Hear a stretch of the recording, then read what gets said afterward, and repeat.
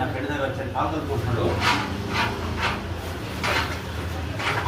Shooting కానీ ఇదే better అన్నట్టుంది. ఎందుకే షూటింగ్ వద్దయా ఇక్కడికి వచ్చి పని చేసుకుంటున్నాడు. సో ఇది చేసుకోవడం బెటర్ అనిపిస్తుంది. డబ్బులు రావట్లేదు, ఏం రావట్లేదు. ఎప్పుడో 2 నెలకి 2 నెలలు వస్తున్నాయి. ఇదిగో పాలు మరగబెట్టేమా, మరగబెట్టిన తర్వాత ఇలా కలిపేమా, కలిపిన తర్వాత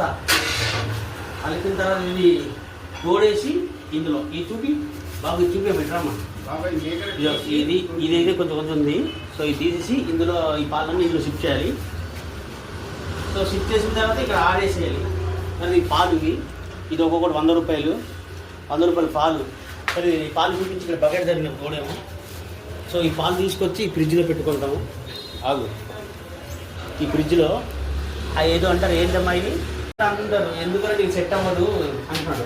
సో ఇది తీసుకొచ్చి తోడేసి ఇలా లైన్ పెట్టి సాయంత్రానికి పెరుగైపోతుంది, అంతే కదా, పెరుగైపోతుంది కదా. సో అదనమాట.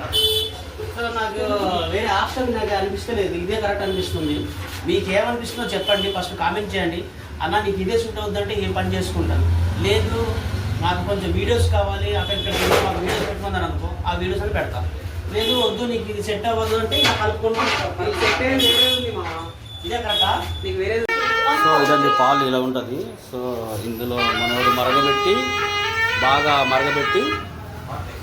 మరగబెట్టిన తర్వాత ఇవన్నీ తోడేసిన తర్వాత సాయంత్రం వరకు అయితే 6-7 వరకు పెరుగు అయిపోతుంది.